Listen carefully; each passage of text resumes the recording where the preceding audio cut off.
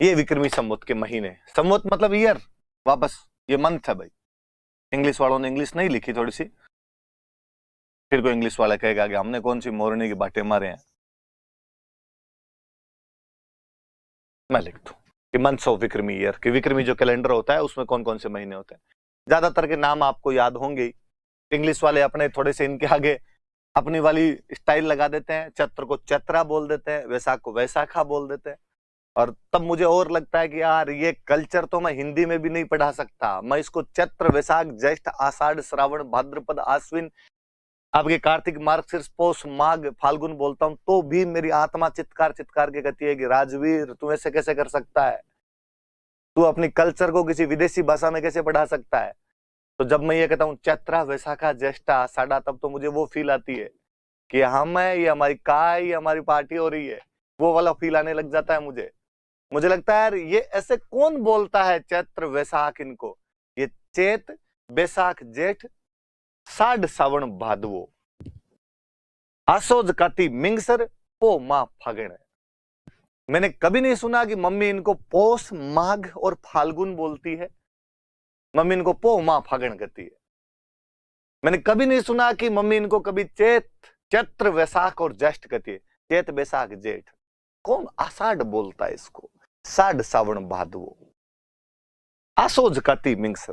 मैंने कार्तिक तो कभी किसी के मुंह से सुना भी नहीं है, काती बोलते थे, काती आ गई, दिवाली आ गई। मार्गशीर्ष ऐसा नाम बोला जाए किसी से, और हम तो वो बीकानेर डिवीजन के लोग जो ऊपर वाले आधे अक्षर तो खा ही जाते हैं या बोलते हैं, जिनको पूरा बोलते हैं, जिनसे विकल्प को विकल्प बोलते हैं, पर्याप्त को पर्याप्त कहते हैं, आत्महत्या को आत्महत्या कहते हैं, उनसे मार्गशीर्ष बोला जाता। मिंगसर है, मिंगसर पो मां फागण है। तो ये कोई चीजें तो थी नहीं। तो आप भी, मैं चाहूंगा कि इन नामों को वैसे ही याद करें, चैत बैसाख जेठ साढ़ सावन भादवो आसोज काती मिंगसर पो मां फागण। अक्सर कई बार जब मैं क्लास के अंदर पढ़ा रहा होता हूं, बच्चों की शक्लें सामने दिखती है यार, इंग्लिश मीडियम वाले बच्चे, शहर के बच्चे मुझे जब दिखते हैं तो मुझे लगता है यार अन्याय है राजवीर इनके साथ।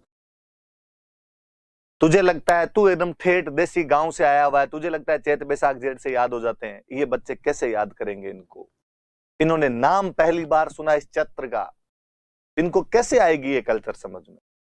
और मुझे सबसे अच्छा फील ही क्लास में तब आता है जब मैं देखता हूं कि उनमें से अधिकांश बच्चे दूसरे दिन हिंदी मीडियम वालों से, ग्रामीण समुदाय वालों से भी ज्यादा अच्छे से याद करके आते हैं। उनको जब सुनाते हैं उस दिन मुझे मेरा टीचर होना सफल सा लगता है कई बार। और मुझे लगता है यदि मैं इन तक वो बात उसी रिदम के साथ पहुंचाने में कामयाब हो गया हूं ना, यदि, तो मैंने अच्छा पढ़ा है। यदि त्योहार और मेले भी मैंने इन बच्चों को याद करवा दिए ना, इसका मतलब मैं सही पढ़ा रहा हूं, फिर कहीं कोई गड़बड़ नहीं रह रही है अपने में।